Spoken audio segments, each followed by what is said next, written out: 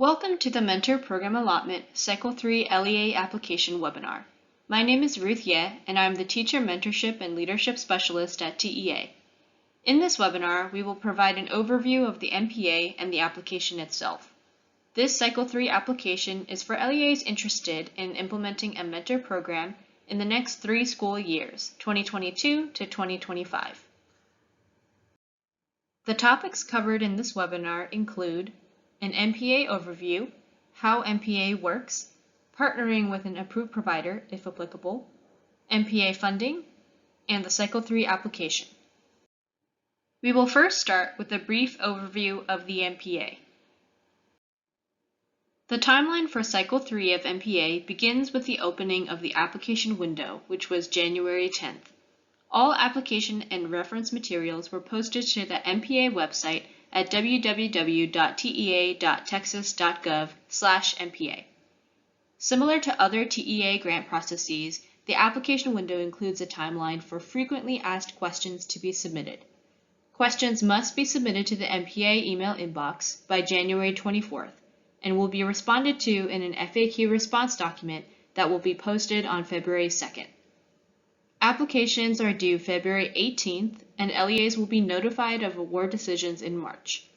LEAs will then be able to start planning this upcoming spring and will take part in a launch and onboarding process. Cycle 3 implementation will then kick off this upcoming summer with summer mentor training. The Mentor Program Allotment is based on recommendations adopted by legislature from the Texas Teacher Mentoring Advisory Committee. Areas of best practices that were identified include mentor selection, mentor assignment, mentor training, mentor roles and responsibilities, program design and delivery, and funding. These are all representative within the Mentor Program Allotment and its programming. House Bill 3, passed in June of 2019, contains guidance around MPA funding and requirements as seen in the Texas Education Code. It is important to keep in mind that MPA is specifically designed to incentivize implementation of the previously mentioned best mentorship practices, and that MPA funds LEAs to build or sustain such high-quality mentoring programs. To be eligible for funding, LEAs must abide by MPA requirements and will agree to do so through their application. In this next section, we will dive into more about how MPA works. When applying for and implementing MPA, it is important to keep these definitions in mind. As defined in statute, beginning teachers are those that have less than 2 years of teaching experience in the grade or subject to which they are assigned. However, the MPA Cycle 3 funding formula is specific to beginning teachers that have less than 2 years of teaching experience in the profession overall. In other words, teachers who are entering their first or second year of teaching. It is worth clarifying that if a LEA receives MPA funding and finds that it has extra funding, that extra funding may be used for additional beginning teachers and their mentors, provided that they still meet the requirements of MPA statute and rule. As for mentor teachers, they must be current classroom teachers, have 3 years of teaching experience with a demonstrated track record of success, and demonstrate strong interpersonal and leadership skills. LEAs can refer to statute and rule for a full representation of requirements. One of the MPA requirements is around scheduling mentoring activities between the mentor and beginning teachers. According to statute and rule, mentor teachers must meet with each beginning teacher that they are assigned to at least 12 hours per semester. These 12 hours can include mentoring sessions and observations of the beginning or mentor teacher.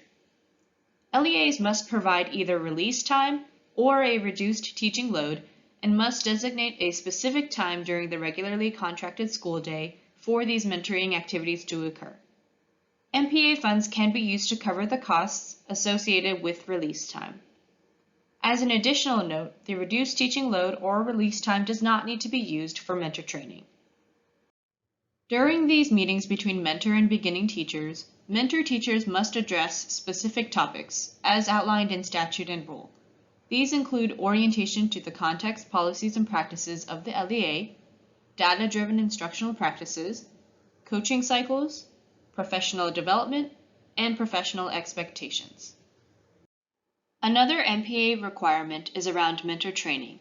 Mentor teachers and those that support beginning teachers must complete training that is approved by the Commissioner, rooted in best mentorship practices, and occurs before the beginning of the school year and throughout the year. LEAs may either submit a mentor training scope and sequence for approval by the Commissioner, or may partner with an organization on the list of approved providers who are all approved mentor training programs and already meet the criteria listed here. Best mentorship practices, as reflected in recommendations adopted by Texas Legislature, are aligned to 5 major topics: effective mentoring partnerships, coaching cycles, data-driven instructional practices, lesson planning, and learning environment. LEAs applying with a LEA-created mentor training program must cover and demonstrate these topics and best mentorship practices in their scope and sequence, as will be described later in this presentation. As a reminder, LEAs may apply either with an LEA-created mentor training program or by partnering with an MPA Approved Provider. A list of the approved providers can be found on the MPA website. LEAs may only apply for approval with an external partner that is on this list. To further clarify the mentor training options, Option 1 is for LEAs applying with a LEA-created mentor training program and must be approved by the Commissioner by submitting their mentor training scope and sequence in the application. Option 2 is for LEAs partnering with an MPA Approved Provider and may be for one of 2 service types: the training program only, or training plus implementation and coaching supports. LEAs partnering with an MPA Approved Provider provide minimal additional information in their application. For those interested in partnering with an approved provider for mentor training, LEAs can visit the MPA website for the list of 8 approved providers as shown on this slide, as well as each provider's program information. These approved providers have already been through a rigorous vetting process for high-quality mentor training and supports. They will provide LEAs with a pre-approved mentor training scope and sequence for part of the application that will be discussed later in this presentation. LEAs are encouraged to consider this high-level needs assessment before applying for MPA. Questions for LEAs to ask themselves include: is my LEA looking to improve on supports for beginning teachers?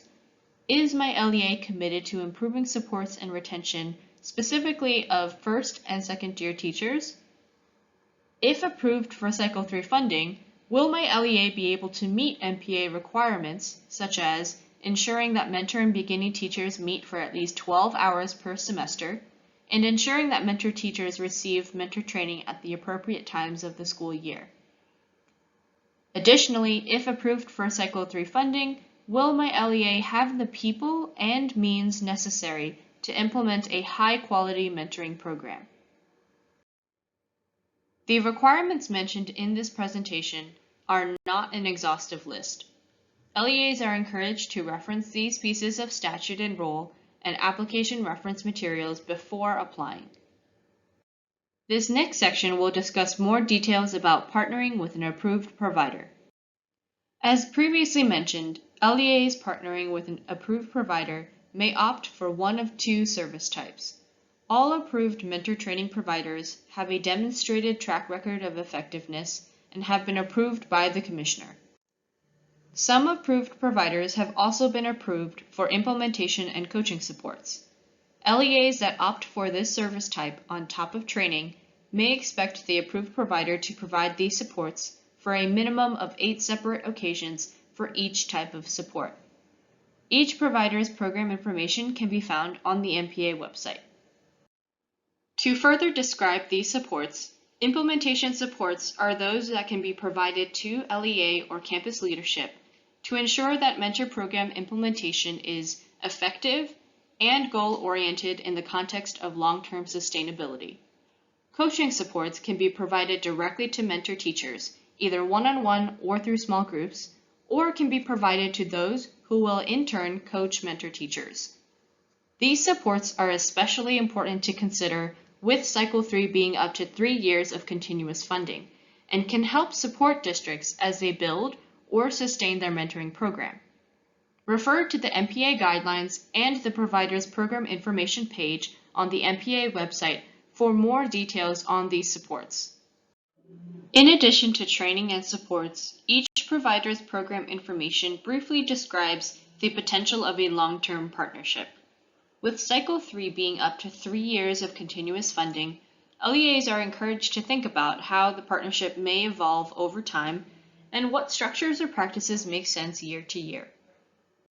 LEAs that partner with an MPA approved provider must indicate in their application that they have committed to communicating and partnering with the approved provider if approved for MPA funding.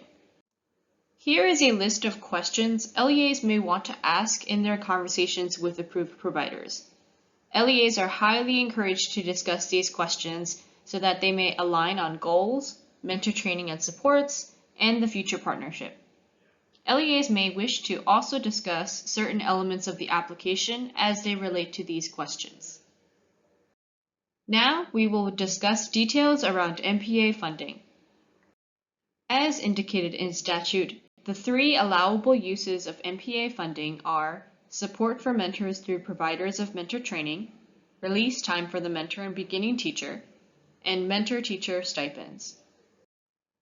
Cycle 3 allotments are determined based on the number of beginning teachers who have less than 2 years of teaching experience in the profession, with a cap of 55 beginning teachers per LEA. The funding formula, demonstrated in this table, is calculated based on the creator and provider of mentor training. Funding per beginning teacher is $1,500 for LEA-created training, $2,000 for approved provider mentor training only, and $2,500 for training plus implementation and coaching supports. It is worth clarifying that the funding formula is specific to how LEAs receive funding. If a LEA's mentor program has flexibility in funding, funding can be used for more or less beginning teachers as long as they meet MPA requirements. For example, if a LEA is awarded $20,000 of MPA funding, but find that the program only costs $15,000 to run, the remaining $5,000 can be used on additional beginning teachers that meet MPA requirements. Some additional information about MPA funding include the following. For Cycle 3, LEAs may be approved for funding in the next 3 school years, provided that LEAs meet MPA requirements and funding is available. The cap of 55 beginning teachers applies to LEAs and charter networks with multiple LEAs. In their application, LEAs will indicate their estimated number of beginning teachers for the 2022 to 23 school year and will be used to calculate their funding. If the final number of beginning teachers that qualify for MPA funding is different from the original estimate submitted in the application and TEA underpaid or overpaid LEAs, funding will be reconciled through the settle-up process. Here is an example to break down the funding and settle-up process even further. In their application, Azalea ISD or AISD estimates that they will have 15 beginning teachers with less than 2 years of teaching experience in the profession and indicates that they will be partnering with an MPA-approved provider for mentor training. Based on the application, TEA determines AISD meets the review criteria. Then, TEA assigns priority points and finds that they have enough points to receive funding. Based on the estimate of 15 beginning teachers and the partnership with an approved provider, TEA funds AISD a total of $30,000, or 15 beginning teachers times $2,000, for year 1, or 2022 to 23 school year of Cycle 3 implementation. At the end of year 1, AISD reports to TEA that it only had 13 beginning teachers. During the September 2023 settle-up process, funding is reconciled where TEA recovers $4,000 or $2,000 per beginning teacher from AISD based on the fact that they only had 13 beginning teachers. In the spring of 2023, LEAs will also be asked to submit a new estimate for beginning teachers for year 2 of implementation. AISD estimates that they will again have 15 beginning teachers and indicate they will continue their partnership with an approved provider. TEA determines AISD met the requirements of MPA and that funding is available. AISD is then funded for year 2 of Cycle 3 implementation, again with $30,000, using the same funding formula and allotment cap of 55 beginning teachers. If LEA interest and eligibility exceeds the state funding amount, priority points will be assigned based on LEA need. Priority points are based on 3 categories: LEA size, rural status, and the percent of economically disadvantaged students. All priority points are assigned based on the most recently available data.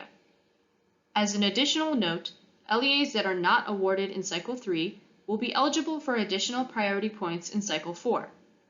More information on priority points can be found in the MPA guidelines. If a LEA chooses to use MPA funds on only some of its campuses, priority points for the percent of economically disadvantaged students category will be reassigned. Instead of using the LEA average, priority points for this category will be based on the average percent of economically disadvantaged students on those specific campuses. In this example, we see that if a LEA were to use MPA funds on all campuses, they would be assigned 5.9 priority points based on the LEA average of 59% economically disadvantaged students. However, if the LEA chooses to use MPA funds on only campuses 1, 2, and 3, they would be assigned 7.4 priority points based on the new average of 74%. As will be described later in this presentation, LEAs choosing to use MPA funds on only some of its campuses must complete the Campus Implementation List or Attachment B.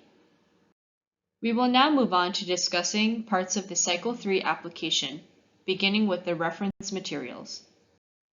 Reference materials for Cycle 3 include the MPA Cycle 3 LEA Application Guidelines, Scoring Guide, and Scope and Sequence Model, which is only applicable for LEAs that are applying with an LEA-created mentor training program.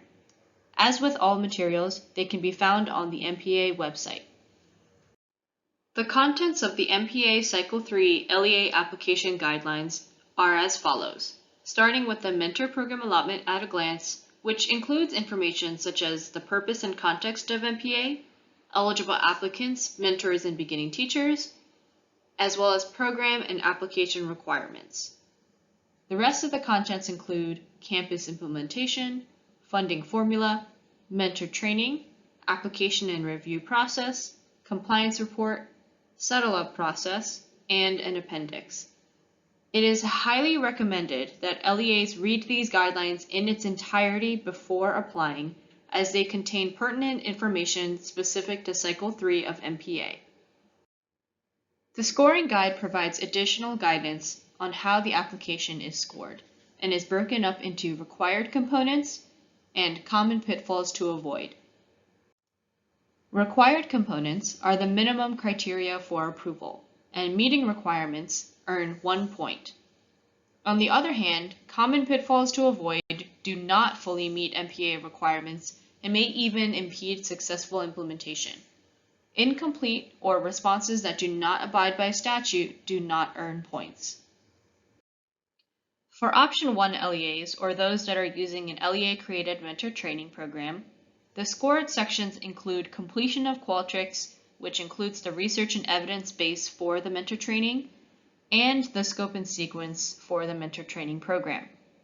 Option 2 LEAs, or those partnering with an MPA approved provider, also need to complete the Qualtrics and provide the scope and sequence for the partnering MPA approved provider. As you can see, both of these options require a total of 2 points for approval of MPA funding. The last reference material is specific to those that are using an LEA-created mentor training program.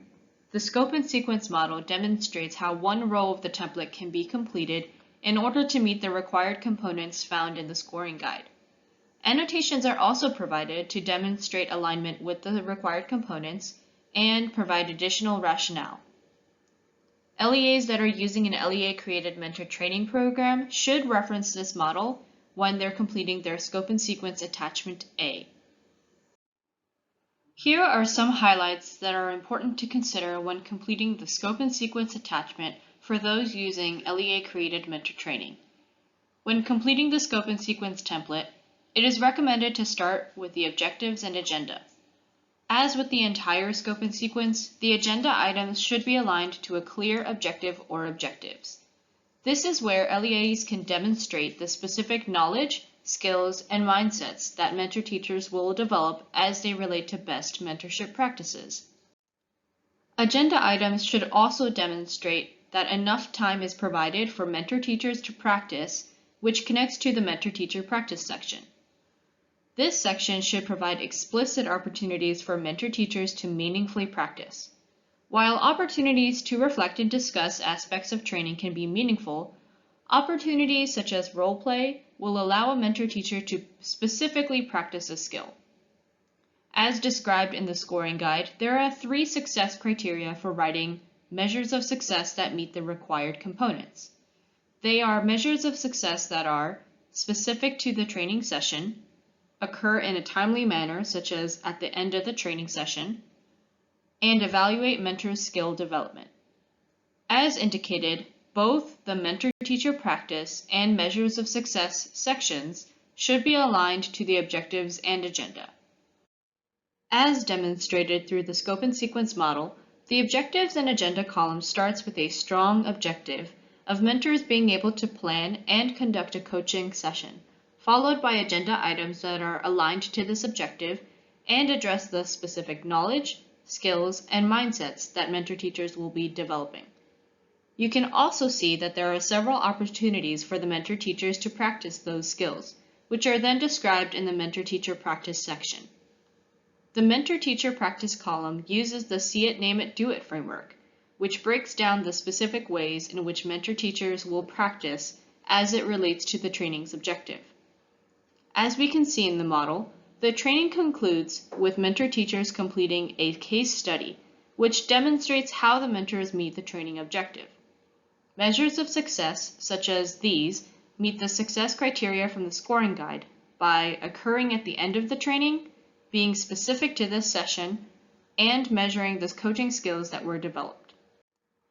Note that each row of the completed template should have a clear through line, showing that each training session has a clear objective with aligned agenda items, mentor-teacher practice, and measures of success. Continuing with the Cycle 3 application, we will now look specifically at the application materials.